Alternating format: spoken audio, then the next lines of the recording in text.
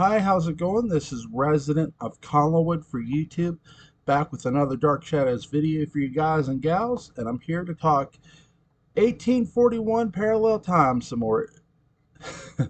Episode 1206. Mary Cooper does the voiceover here. I'll get into who she plays in a moment. And obviously, the recap ties in with this episode, so they're going to pick up from where they left off with the wedding. And as they is there anyone who should find these two should not be wed? Bramwell, I think what happens here is, well, what does happen here, I should say. Bramwell opens the door a lot sooner, I do believe, in this episode, which makes sense. It's like, okay. And, you know, Morgan tells him, get out. He doesn't listen. He goes, he pulls Morgan back and he says, let's show them what real love is. And he tries to like forcibly kiss Catherine, who's not really having any of it this time. Um, and Bramwell and Morgan get into a fight. So Morgan punches Bramwell, Bramwell punches Morgan. There's some fisticuffs back and forth, and then Bramwell punches Morgan, and down goes Bramwell. He gets knocked out cold. Um, and Julia Collins tells him to get out. That, yeah, you came here to do what you did, and there won't be no wedding today. Uh, which is really, I'll say this for this episode, and really for this build between the beef between Morgan and Bramwell. This is better than the alleged beef between Jeremiah and Barnabas. It really is, because what you learn and what you know in 1795 is the only reason there's a beef is because of Angelique's involvement between putting the spell at first on Josette. And I think that's the key thing too. It's not just Angelique is the difference. Sure, that is the main one. But keep in mind, there wasn't a spell put on Jeremiah first. There was a spell put on Josette first. When you look at 1795, then there was a spell put on Jeremiah, because Jeremiah said when Josette kissed Jeremiah. I know I'm sort of going to 1795, but I want to clarify what obviously the big difference here is between the feuds. When Josette kisses Jeremiah, Jeremiah pulls back. He goes, "You love Barnabas. Like, what are you doing? Like, sort of like, what are you doing?" And really, you can. I've said this before. Jeremiah has no interest in taking a bride, and he really doesn't. So, with this, you have a more clear cut feud. You have a more because Catherine was Bramwell's girlfriend first, and he loves her, and she does love him still, but she's willing to move on from him. I think you got to give Catherine her due diligence here, that she has told Bramwell, no, I do love Morgan. And I do believe her. I don't think she's under some sort of spell or anything, and we know she isn't. So, because that just isn't going on here. Now there is a ghost, and we know about that, but that's more dealing with Melanie, and I'll get it. That's in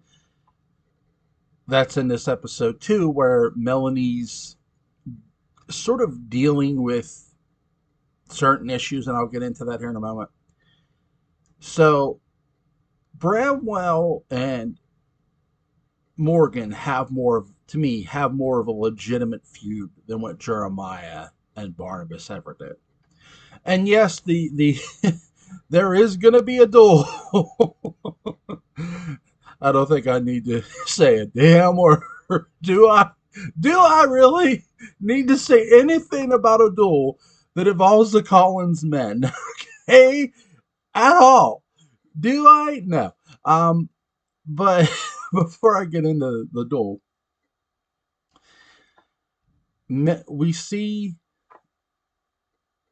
Catherine tell Bramwell, "I hate I never mention my name again." And Bramwell says, "You could really hate me," and he leaves. You can tell Bramwell's upset, um, and rightfully so. But in a lot of ways, you see a lot of prior to all this here, and this episode. I think the thing of it is every episode of Parallel Time they're making important. There's never a throwaway episode in Dark Shadows, in my view, and that's the great thing about it. So with this episode, they've they've told you in prior episodes Catherine's willing to move on. This episode, if none of those episodes really cemented it to you as a viewer, this episode really does. Um, that Catherine is willing to move on from Bramwell. Now, she doesn't want to see Bramwell dead, nor does she want to see Morgan dead. And that'll get into here later. But Bramwell leaves, and at the old house, we are introduced to actress Mary Cooper, who did the voiceover, as I was saying, and she plays Josette Dupre Collins. Ladies and gentlemen, the only time in DS history we see Josette as an older woman. Fucking beautiful. Beautiful. Mary Cooper does a good job. And, I was listening to the voiceover this morning. I think when she's doing the voice of Josette, she's doing a voice, that she's changing her voice because she does. I brought this up on Twitter. She does sound like Catherine Lee Scott a bit, um, to me. So Mary Cooper does a really good job here of portraying Josette. And now this Josette was obviously married to Barnabas, and she's talking to Melanie, who has come to see Bramwell. And Melanie's saying about her sanity, her mental health, basically. And what you have go on is she's questioning herself. Has she always been insane? And Josette's like, no, Melanie, and this more pushes Melanie to want to find out who her real parents are. This here most of all, because she's been told she tried to kill Catherine, and she feels that she is responsible for the death of Stella Young, that she's the one who killed Stella. And there's no telling her any different. And really, this all pays off from the prior episode, because the prior episode we saw Melanie wake up in front of the door where whoever draws from the lottery, whoever draws the X, with the slip with the X on it, they go into that room. Well, Melanie wakes up in front of that room because when she was possessed, she was banging on the door. I brought that up in the prior episode. So with this, she's been, she realizes, okay, there is something wrong with me in the prior episode, and now this is the follow up to that. She's more questioning her own sanity, and not just her sanity, but the sanity of her parents, whoever they were. She's questioning, okay, were they like this? And really, it's a great character trait to see a character asking these types of questions. This is where the writers did not stray away from the orphan angle, if you will, or which is great. Eventually Victoria Winters just stopped searching for her past, which I get why, because she was going to marry Burke, and I'm not trying to jump, I swear.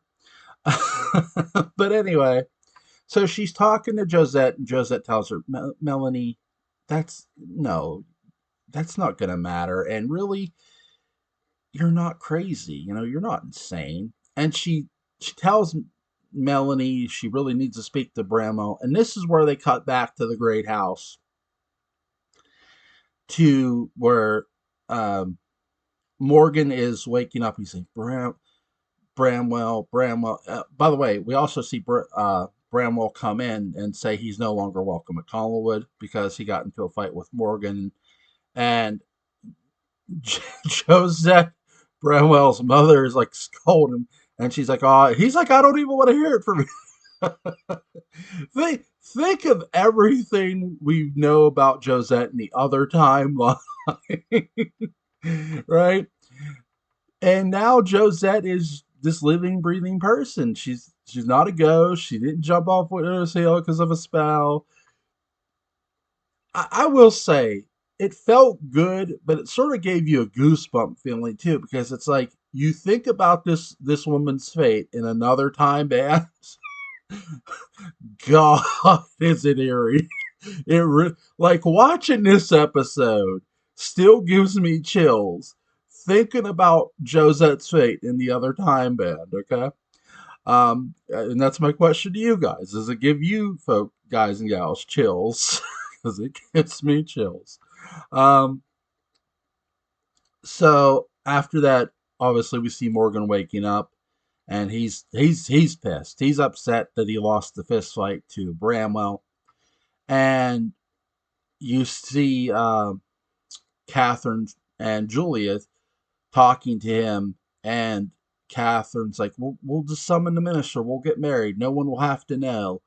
Bramwell won't know, and he's not having it. He wants to do away with Bramwell. And in many ways, everything's been building to this. I mean, every episode. I think every episode that involved Morgan and Bramwell really built to this really well. The writers deserve a lot of credit, and so do the actors. Um, really great building towards the duel. Um, and Catherine, she's starting to cry, and he says, "Who are you crying for?" And well, that comes later. Sorry. In this, they're talking about Bramwell, and he's like, "You didn't give him any reason to like think there was still a chance, did you, Catherine?" And he's sort of scolding her, and she's like quiet, and he's like, "Of course you didn't. I'm sorry. I didn't mean to blow up at you." Again, a lot of these episodes with with Bramwell and Morgan in them, that they're in episodes together. Bramwell is more of the antagonist, or sorry, Morgan is more the antagonist. I don't think I messed that up, but there are things Bramwell does that some people might not approve of. Me and my buddy Patrick McCray covered the episode where Bramwell took Catherine, and they made love.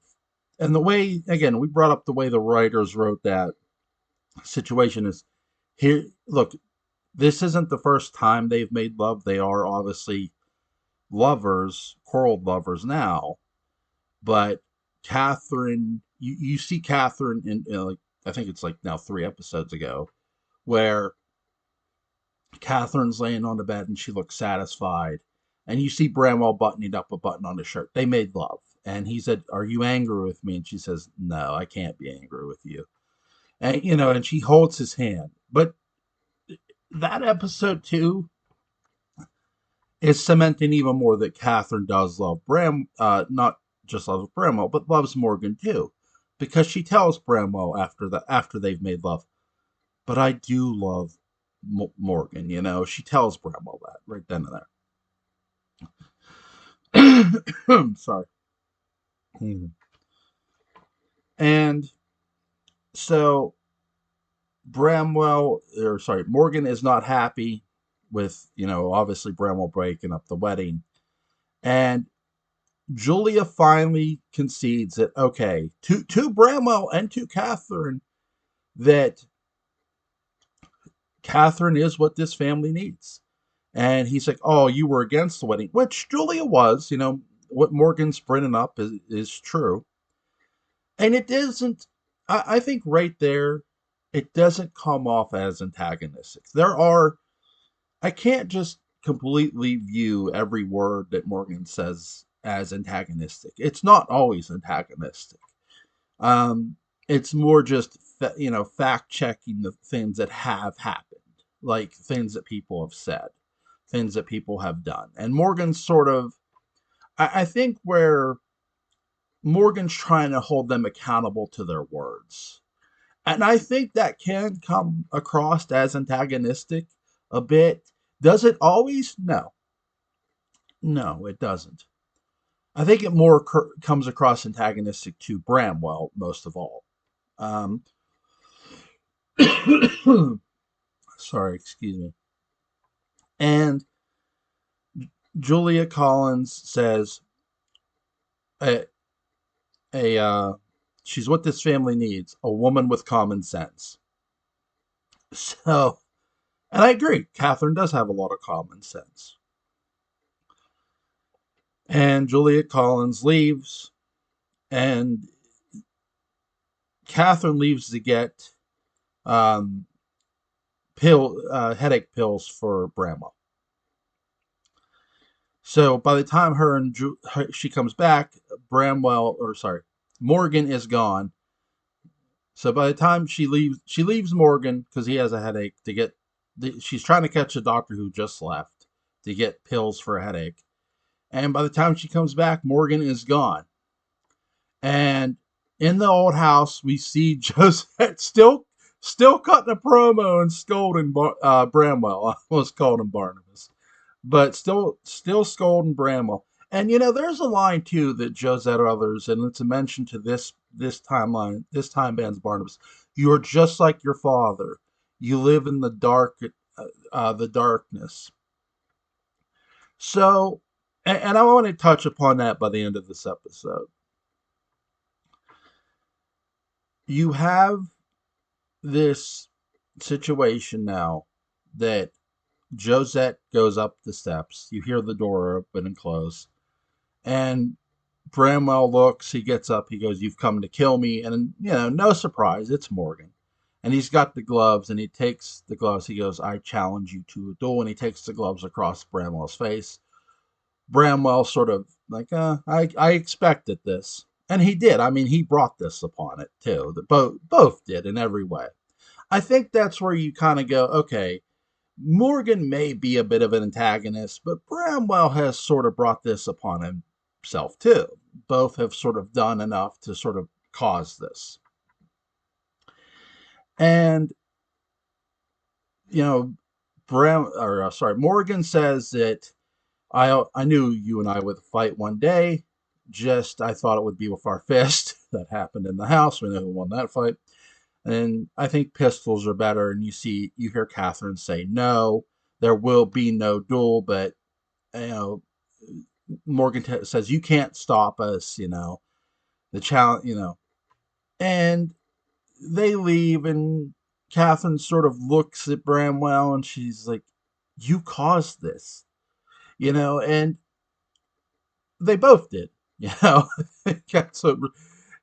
it's all sort of Catherine wants to say it to both of them, but she says it to Bramwell because she's upset with him. He broke up the wedding. He did everything to sort of antagonize himself too. And Julia Collins says to Josette, "This is a really interesting interaction. You should stop your son, and stop this for the family's sake." Uh, Josette, and Josette tells Julia Collins, "You give me the wrong reasons. I'm not afraid of a scandal," which is really interesting. So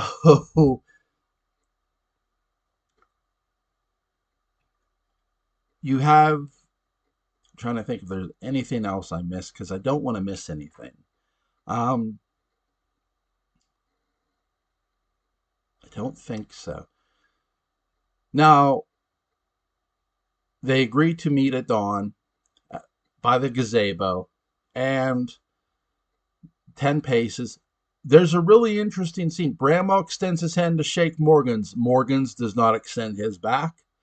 They each take a flintlock pistol. By the way, they do check to see if it's loaded. Both of them do.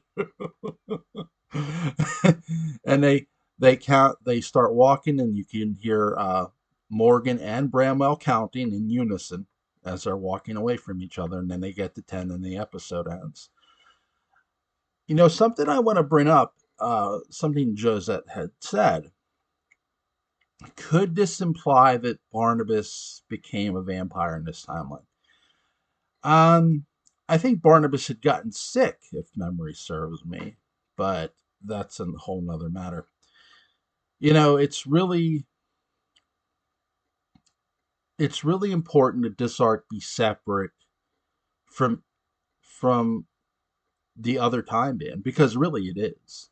It's its it's its own thing and own story, and it presents that through these episodes I've reviewed so far that I've covered. Every episode really is separating itself from everything that's been done, and really, in a lot of ways, it's doing it better than what the beginning did, or even 1795 did. I know I'm going to get crucified for that one. But I think it's more better built because you do have a more natural rivalry. You don't have this disputed rivalry where, like, when you go back and you look at how Barnabas describes Jeremiah, like he betrayed me. Yeah, Barnabas felt that at the time in 1795, but in 1967, well, I still feel that way because, in the sense, um, you you know damn well he's put under a spell. So it's really interesting that here you have a better built rivalry because, again, there's no witch. It's just a love triangle gone straight to hell. And now you're going to have a duel. And we all know Collins' men and their gun. They can't shoot worth shit. Just think I gotta cover the next episode too. Oh my god. Some announcements here before I go, or some plugs. Open this up. You can get the Dark Shadows Daytime Gothic. You can order it at in the link I'm going to leave in the description box below. That's one. And the other, obviously, is in 8 days you can order the new Dark Shadows Daybook on Kindle, written by Patrick McRae. It's called Dark Shadows Daybook Unbound. Um, Again, is available in 9 days, or sorry, 8 days on Kindle. Link for that will be in the description box too. So go order both of those if you please. I'm actually gonna wait for the paper book back book for the Dark Shadows Daybook Unbound. I don't really care to read things on Kindle. I find it I'm not the greatest with technology, despite what you see here. Uh, there is that. But both links will be in the description box. Go check those out. I will have episode 1207 up for you probably sometime tomorrow. You guys have a great rest of your day.